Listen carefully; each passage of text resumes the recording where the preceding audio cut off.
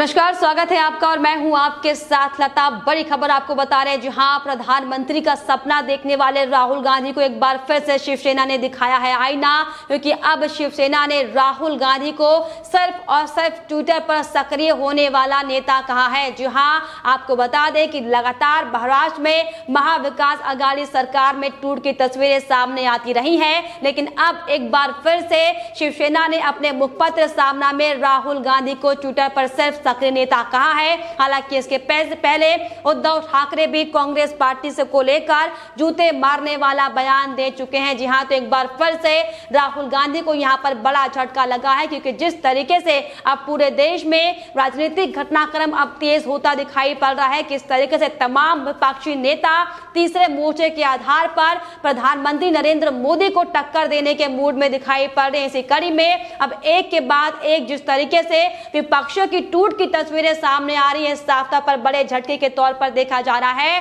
क्योंकि राहुल गांधी जहां एक और लगातार देश का प्रधानमंत्री बनने का सपना देखते हुए दिखाई पड़ रहे हैं, तो वहीं अब उनके सहयोगी दल लगातार राहुल गांधी पर कटाक्ष कर रहे हैं और उन्हें सिर्फ और सिर्फ ट्विटर पर ही सक्रिय रहने वाला नेता कहा जा रहा है। जी हां, आपको बताते चले, हम सबको मालूम है कि महाराष्ट्र में कांग्रेस पार्टी, एनसीपी और शिवसेना ने मिलकर सरकार बनाई है, जिसके बाद महाविकास आघाड़ी सरकार का गठन किया गया था। लेकिन अब जिस तरीके से महाराष्ट्र में जो हालात लगातार दिखाई पड़ रहे हैं, जिस तरीके से घटनाक्रम दिन प्रतिदिन महाराष्ट्र में दिखाई पड़ रहा है, ये साफ हो चुका है कि आगामी चुनाव में लगातार इन विपक्षी पार्टियों को जो तीसरा मोर्चा बनाने का जो प्लान कर रही है, जो लगातार षड्यंत्र बनाने की कोशिश कर रही है, नाकाम साफ तौर पर साबित होने वाला है, क्योंकि अभी से तीसरे मोर्चे के दल के नेताओं में सुगबुगाहट सामने आने लगी है कि अभी से तमाम आला नेता प्रधानमंत्री बनने का जो सपना देख रहे थे, उनके बीच एक बार फिर से मतभेद की तस्वीरें भी सामने आने लगी हैं। जी हां, और ये हम नहीं कह रहे, ये सिर्फ और सिर्फ राजनीतिक गलियारों में चर्चा तेज है कि महाविकास आघाड़ी तो छोड़िए, जो विपक्ष के तमाम नेता मोदी सरकार को चुनौती देने के लिए तीसरा मोर्चा बनाने का जो ऐलान करने की बात कहते दिखाई पड़ रहे हैं, उनमें अभी से ही फूट की तस्वीरें सामने आ रही हैं और प्रधानमंत्री के नाम को लेकर, प्रधानमंत्री के सपने को लेकर तमाम तरह के मतभेद सामने आ रहे हैं। और इसी कड़ी में अब जिस तरीके से राहुल गांधी को बड़ा झटका यहां पर लगा है, ये वाकई साफ तौर पर कहने वाली बात होगी कि जिस राहुल गांधी को तमाम अपने ही सहयोगी दल के नेता उन पर जो सवाल खड़े कर रहे हैं, उन्हें अब वाकई ट्विटर की राजनीति को छोड़कर जमीन पर जाकर काम करना चाहिए। क्योंकि आपको बता दें कि ये कोई पहला आरोप नहीं है जब राहुल गांधी पर शिवसेना ने ट्विटर पर राजनीति करने का आरोप लगाया हो। इसके पहले भी तमाम कई राजनीतिक दल राहुल गांधी पर सिर्फ और सिर्फ ट्विटर वार कर बैठे बैठे ट्विटर से राजनीति करने का आरोप लगा चुके हैं। और जिस तरीके से लगातार हमने भी राहुल गांधी की गतिविधियों को देखा कि कैसे राहुल गांधी सिर्फ और सिर्फ अपने टूलकिट गैंग के मेंबर को लेकर किस तरीके से चुनावी माहौल को खराब करने की कोशिश कर रहे हैं, हम सब देख रहे हैं। लेकिन आपको बताते चले कि राहुल गांधी के लिए बड़े झटके के तौर पर देखा जा रहा है, क्योंकि अब जिस तरीके से हालांकि कांग्रेस महाविकास आघाड़ी सरकार में लगातार पहले से ही मतभेद की स्थिति में सामने आती रही है, और जिस तरीके से पिछले दिनों जो महाराष्ट्र में घटनाक्रम एक के बाद एक सामने आए थे, किस तरीके से नाना पटोले ने साफ तौर पर यह स्वीकार करते हुए ऐलान कर दिया था कि अब वो महाराष्ट्र में फिर चाहे वो स्थानीय चुनाव हो, फिर चाहे वो विधानसभा चुनाव हो या फिर लोकसभा चुनाव हो, कांग्रेस पार्टी अपने दम पर चुनाव लड़ेगी। जिसके बाद से लगातार फूट की तस्वीरें सामने आने लगी थी और ये साफ तौर पर कयास लगाए जा रहे थे कि महाराष्ट्र में किसी भी वक्त सरकार गिर सकती है, क्योंकि जिस तरीके से लगातार मुख्यमंत्री से लेकर तमाम आला नेताओं में और मंत्रियों में जो खटपट की खबरें सामने आई है, ये साफ तौर पर जाहिर करता है कि महाविकास आघाड़ी सरकार तो संकट में है ही, वहीं दूसरी ओर जिस तरीके से देश के प्रधानमंत्री को टक्कर देने के लिए तमाम जो विपक्षी नेता एकजुट होने का नाटक करते हुए दिखाई पड़ रहे हैं, उसकी भी पोल यहां पर अब साफ तौर पर खुलती हुई दिखाई पड़ी है। जी हां, हालांकि आपको याद होगा कि कैसे इसके पहले महाराष्ट्र के मुख्यमंत्री उद्धव ठाकरे भी साफ तौर पर कांग्रेस को लेकर यह बयान जारी कर चुके हैं कि अगर कांग्रेस पार्टी अकेले अपने दम पर चुनाव लड़ने जाएगी तो जनता जूतों से उनका स्वागत करेगी और कांग्रेस पार्टी को जूता मारेगी। जिसके बाद हालांकि लगातार नाना पटोले का भी पलटवार इसमें सामने आया था, जिसमें उन्होंने साफ तौर पर कहा था कि आने वाला वक्त बताएगा कि कौन सी जनता किसे जूतों से पीटती है और किसे अपना प्यार दुलार दिखाती है। लेकिन आपको बताते चले कि जिस तरीके से लगातार महाविकास आघाड़ी सरकार में तल्ख तेवर लगातार बार बार सामने आते रहे हैं, इसको लेकर हालांकि ये तो अब स्पष्ट साफ तौर पर हो चुका है कि किसी भी वक्त महाविकास आघाड़ी सरकार गिर सकती है। हालांकि लगातार तमाम दांवपेच का इस्तेमाल कर कर उद्धव ठाकरे, शिवसेना के तमाम आला नेता और एनसीपी से लेकर तमाम बड़े नेता सरकार को बचाने की कोशिश भले ही कर रहे हो, लेकिन आपको बता दें ये जो 3 महाविकास आघाड़ी 3 पहिए की सरकार थी वो पूरी तरीके से अब डगमगाती हुई दिखाई पड़ रही है। और यही बड़ी वजह है कि लगातार अब अपनी ही सरकार के खिलाफ कभी एनसीपी के नेता बगावत करते दिखाई पड़ते हैं तो कभी कांग्रेस पार्टी के नेता बगावत करते हुए दिखाई पड़ते हैं। जहां क्योंकि इसके पहले भी लगातार हम ये देख चुके हैं कि कैसे एनसीपी प्रमुख शरद पवार ने भी तमाम तरह के आरोप महाविकास आघाड़ी सरकार पर लगाए थे। उन्होंने साफ तौर पर खुद ये स्वीकार किया था कि वो उद्धव ठाकरे के मुख्यमंत्री बनने से नाखुश है, जिसको लेकर संजय राउत से उन्होंने अपनी पूरी बातचीत की थी और ये कहा था कि उन्हें अब उद्धव ठाकरे को मुख्यमंत्री बनाने पर अफसोस हो रहा है, या तो शिंदे को मुख्यमंत्री बनाना चाहिए था या फिर मुझे अपने नाम को आगे रखना चाहिए था। तो जिस तरीके से लगातार जो गतिविधियां महाराष्ट्र में बनी हुई है, आप ये समझ सकते हैं कि कैसे सिर्फ और सिर्फ सत्ता को हासिल करने के लिए ये तीनों अलग अलग विचारधारा की पार्टी ने जनता के साथ में धोखा किया